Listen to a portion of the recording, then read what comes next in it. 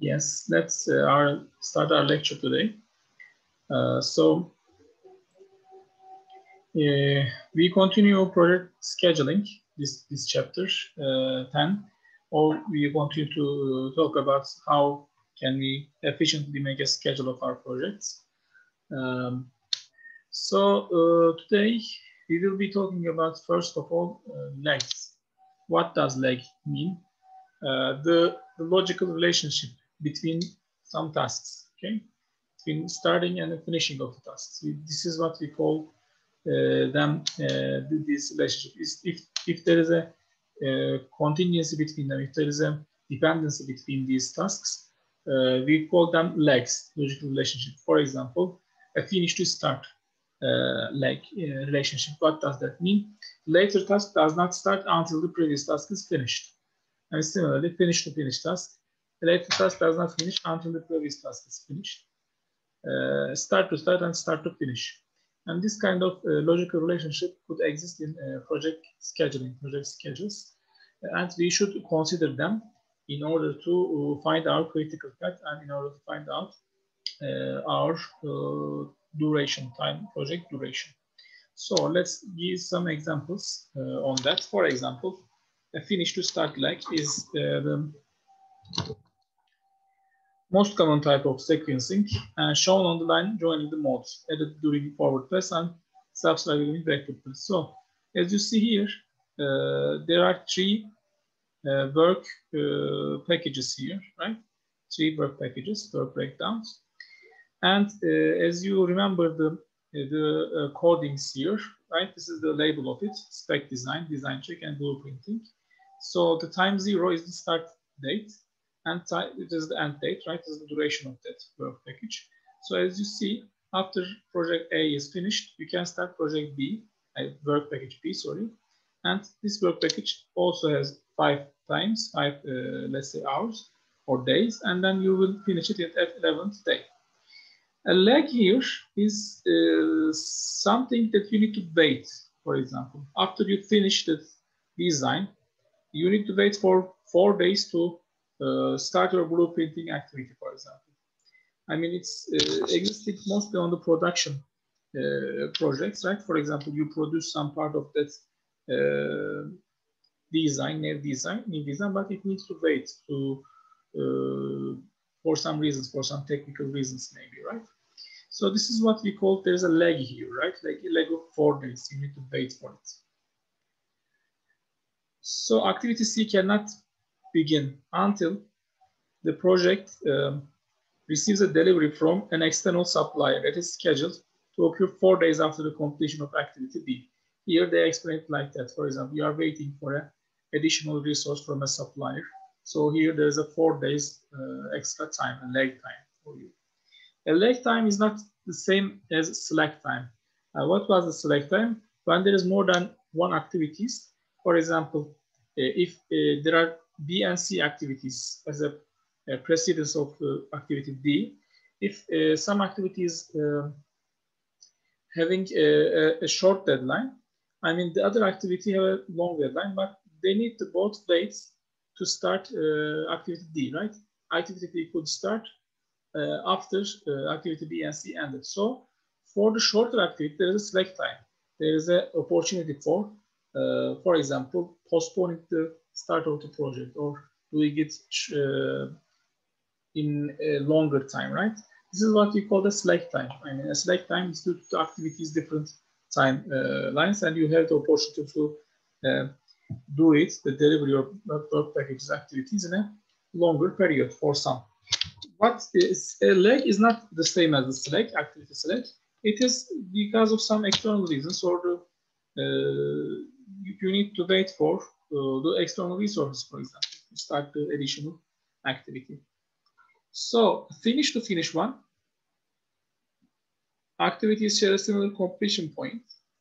For example, a wiring, plumbing, and heating, ventilation, and air conditioning activities. I mean, they need to have a finish to finish right here. They need to finish at the same time. I mean, under construction cannot happen until wiring, plumbing, and all other activities are complete. You cannot start the construction, for example. What could be the lag here?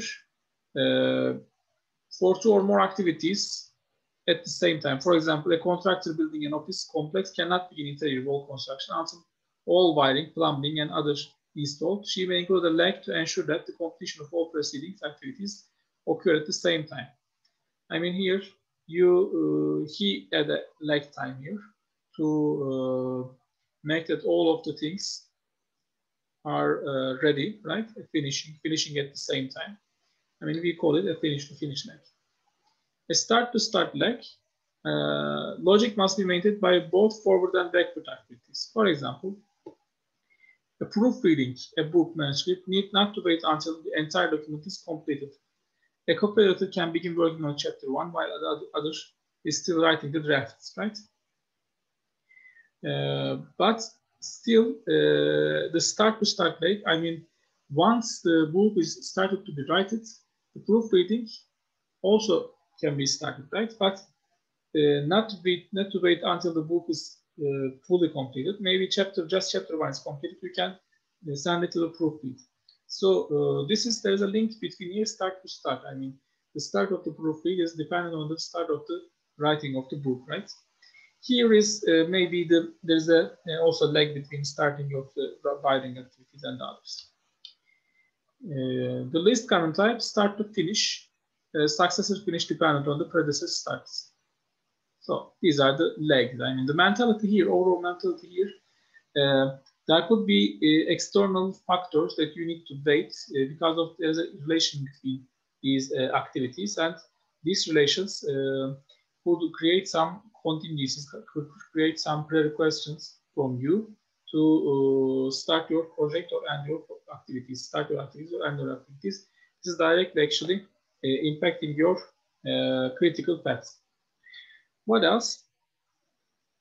A Gantt chart. A Gantt chart is a visual representation of the timeline, the scheduling, and the division of labor in the project.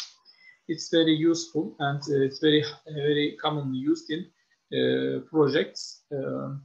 And let's see an example of it, a Gantt chart. For example, here you can see that there are activities, tasks from A to H, and there are the durations.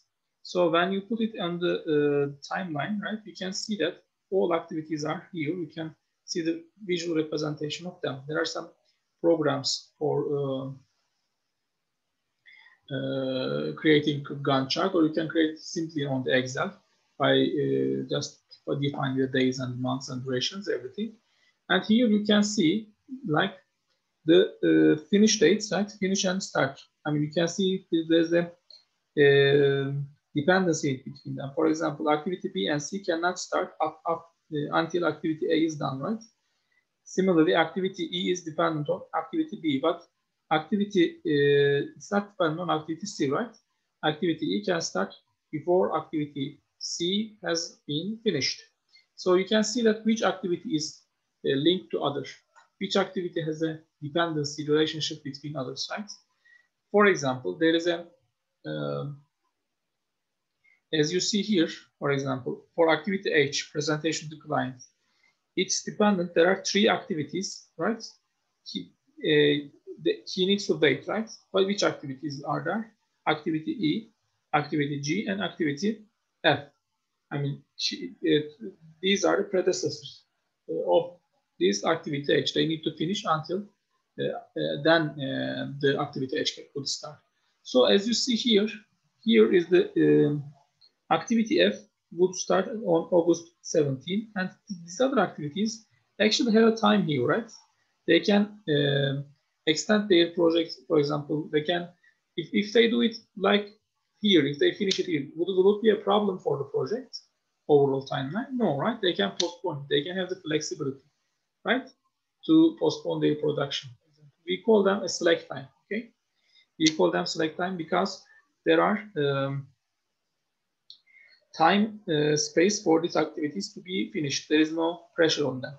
However, as you see here, activity F is a predecessor of activity D, but there is a time. I mean, why it does not suddenly start here, right? What is the problem here? This is what we call a lag. I mean, this was the previous one was slack time. but this one is lag time. I mean, there is something that you need to wait outside, most probably, to start for more 3 days, for example, to start the activity after, right? This is what we call the lag time. These are lag time. Is it clear for you?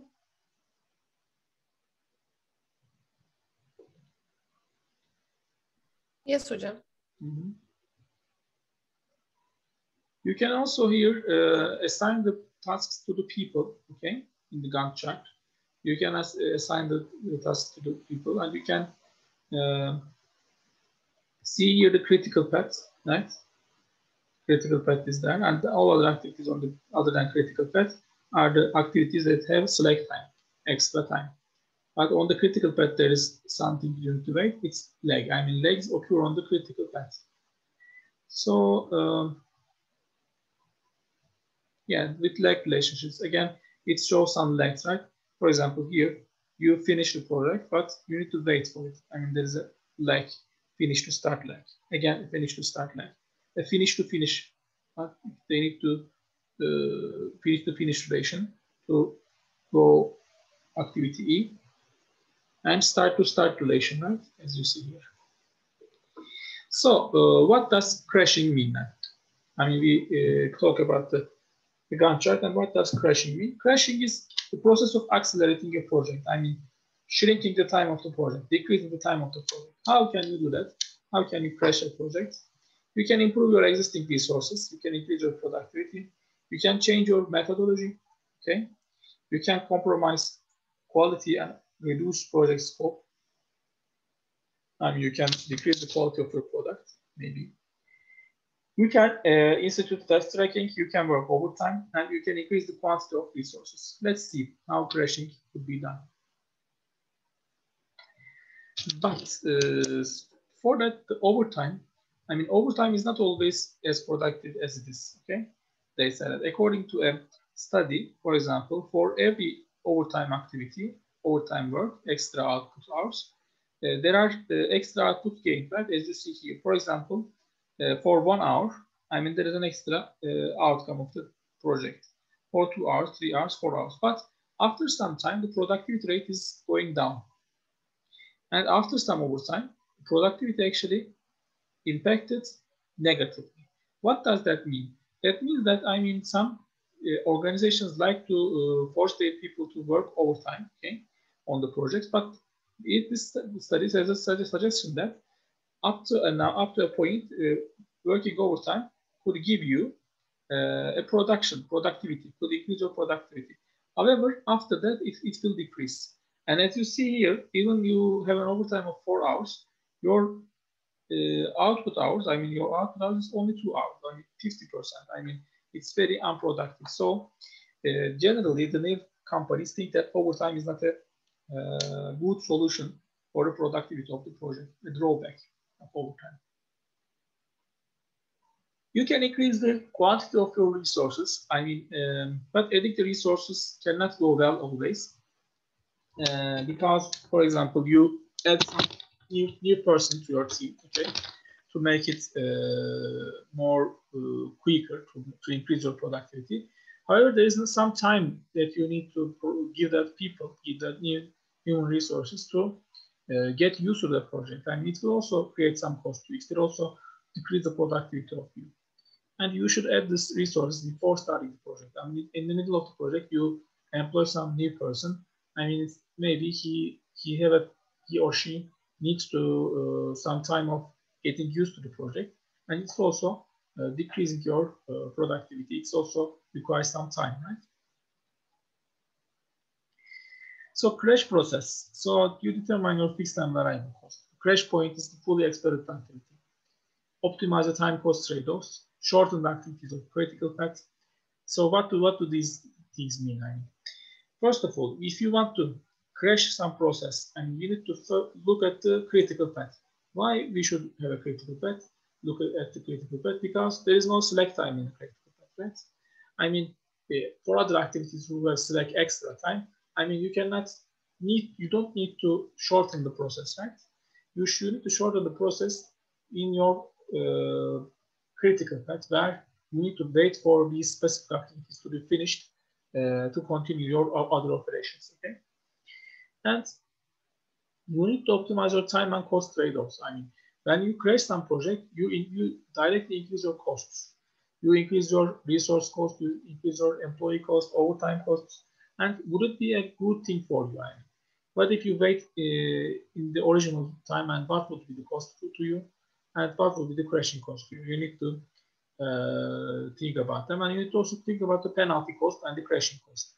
For example, if the project is 1 month, miss the deadline for 1 month, you need to pay a penalty of, let's say, $10,000. Okay, you look at the crashing cost, you calculate that, but the crashing cost is occurred to be is $20,000. So you may think that, okay, I shouldn't crash the project because the penalty is less than that. I will pay the penalty and just pay for one more month. Okay, this is some calculations that we need to make. Here you see the things I mentioned to you. I mean the activity duration and the crash cost. If the crash point is when you crash the activity, the duration is shortened, right? But the cost is very high. So you need to think about this, right?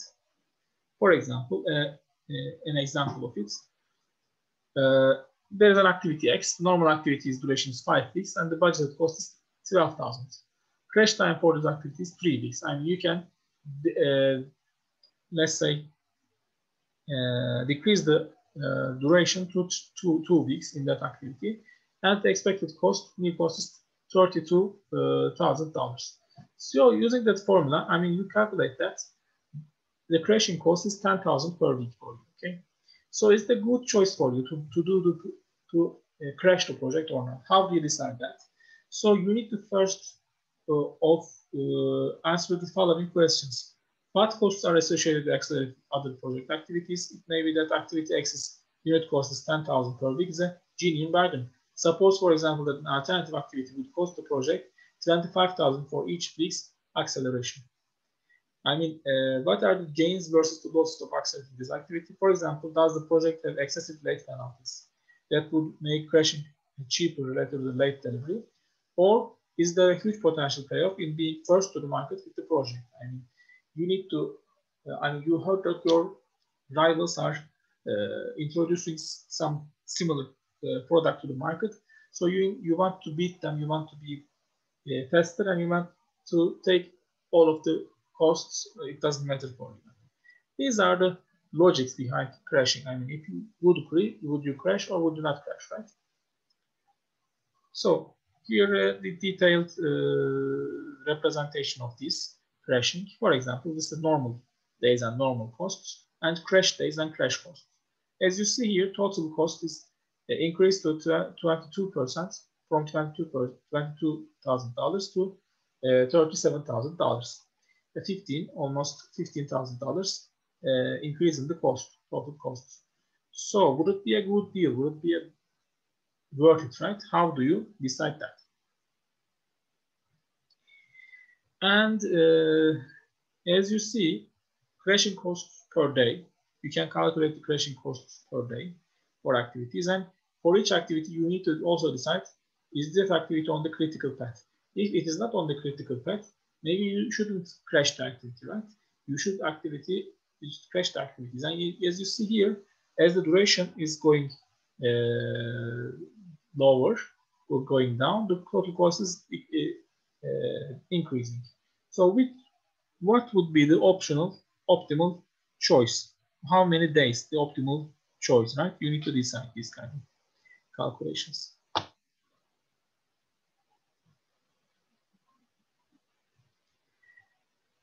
And if you, for example, here would like to crash activities, which activities would you crash?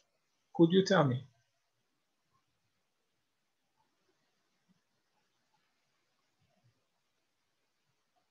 First, please tell me which one is the critical path.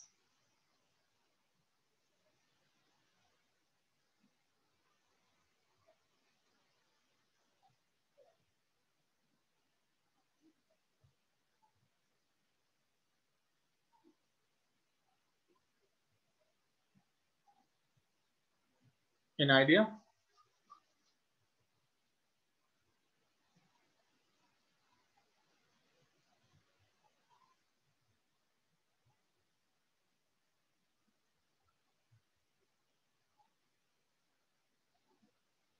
Okay, as you see here, from starting activity A, 3, activity B, 10, 14, 19, right? This path is 19 days. What about A, D, E, and H? This is also 19 days, right? 8, 14, and 19. What about A, D, G, and H? This is also 19. And only here, there is some A, C, E, and H activity. This is what you cannot, of course, for E, you need to wait, right? So as you see here, all these paths are equalized to 19 days. So we call it a crashed activity, okay, for this activity table, okay, for this activity table. We crash it to the 19 days. All of the paths are having 19 days here. So we crash the project. I mean, normally, these durations were more than that, but we crashed them, and we have the critical paths in 3 ways. I mean, all of them can be done in 19 days. So here you can see the cost and the crashing all activities, crashing some activities, and all keeping all normal. This is all about the cost and duration benefit analysis about your project understanding. Okay. Also, project costs over the duration. I mean, for example, your penalty amount, overhead costs, and total costs. You also should consider about that. If you finish the project earlier, you should you get rid of the penalty costs. You get rid of the overhead costs like the rent and the electricity and others kind of costs, right? So your total cost is decreasing, right? And as you see here, which days should be chosen here? I mean, when you look at the total costs, the 46,701 is the lowest one. So 51 days is the optimum one. Because if you go more, if you go to crash the project more, you need to spend more money, but it does not give you it does not cover your costs, right? As much as the optimal point is 51 days. So you should always consider first the two things. First, the amount of money you need to spend for crashing the activities, and the amount of money you should gain from shortening the duration. And when you calculate them, if it is positive for you, you go for it. When you calculate them, if it is negative for you, don't crash it. Okay, this is the logic of it. This is about crashing. A minute, please.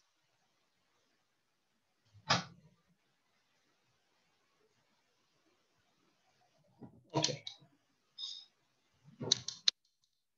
So let's continue about activity on arrow networks. This is actually what we saw the last week, right? Activity on networks. I mean, and we see a new thing, activity on arrows. So normally we write the activity descriptor here as the name, right? And the activity duration is here. But in this new way, we write the description and duration on the arrows, okay? Just a different representation of the networks. Just see it. And you write an event label, earliest time and latest event time. You can show it in that note, okay? For example, there's an example of it, activities and predecessors, estimated durations. And let's try to draw that together. For activity A is starting here, activity A is starting here, right? And there's activity B and C, right? Now you see activity B and C is dependent on A, and activity D is dependent on B and C.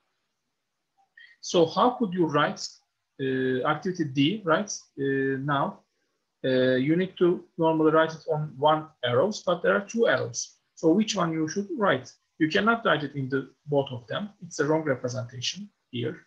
Or you cannot write it as it is, like from one node to two other arrows. This is also wrong. But to create something like that, we create actually dummy variables, okay? Using dummy variables, dummy nodes. Dummy means that you create some other node here, right? You don't write anything to that arrows, and then you write it, your activity D. This is just that simple. You present it like that, or you can represent it like that. A dummy variable. You say that 3, 2, and 3 and 4, and B and C should be finished together to move on activity D. Okay. That's a different representation of the actual network, okay? Don't worry about that. So let's see, how does it start? For example, early start of activity A is 0, and active duration is 5. And then you go to here 5, you write just sum them. 5, 5, 10, 6, 11, right? 11, and here 9 and 13, right? You see here, and you just for example, here for activity H, what is the early start date? I mean, if you look at the activity E, you see that 16, right? But it is 28. Why? Or if you look at here, it is 11 and 9, 20. But the longest path you see here, 13, 24, and then 4, 28. Which means that, right? Which means that this activity H should wait for activity F. I mean, this is the critical path, right? The other ones have some select times. And then just one label to under representation. Here you see early start and late start dates. I mean, as you see here, guys, since there's a time, I mean, you can start activity E. If you want it, you can start it at day 10. If you start, you can start at 22nd day. Okay? This is how does it work. Yeah, networks can be too complex. So the network construction creates some problems. And sometimes you can create inappropriately. I mean, you can miscalculate. And it could be dangerous for you. And you can have a positive bias. Positive bias means you think that duration will be shorter, but it could be longer. So there are different applications of these diagrams. But the main idea here, guys, you need to find the critical path of your activities. I mean, as you see here on the list, each activity's durations, I mean, when you calculate them together, it's something more than 50 days, right? However, when you draw the diagram, you can finish it at 30 days, right? So this is actually important. I mean, 30 days is your activity duration. I mean, it impacts your project cost, it impacts your human resources, it impacts your resource usages, right? So if you want to, for example, shrink that, crash that time, what would you do? First of all, you need to look at the critical path. The critical path, the path that have no select times. I mean, for example, if the activity D here is not 13 days, if you can shrink that activity D to 10 days, right? Automatically, your project will be decrease it to 27 days. You can make some cost advantages of it. 3 days, you shouldn't use 3 days more electricity, the rent, the facilities, I mean, all the project team members, right? But think about that. You want to shrink activity E, 6 days. Would you do that? Would you need that? It doesn't matter, right? It's a select activity here. This activity is need to wait the other activities on the critical path. The critical path is the problematic one, okay? So if you focus on crashing some projects, you need to focus on critical path. Yes, today we see the leg activities, Gantt charts, and a different representation of activity on arrow technique. This is it for today, guys. Any questions about the material?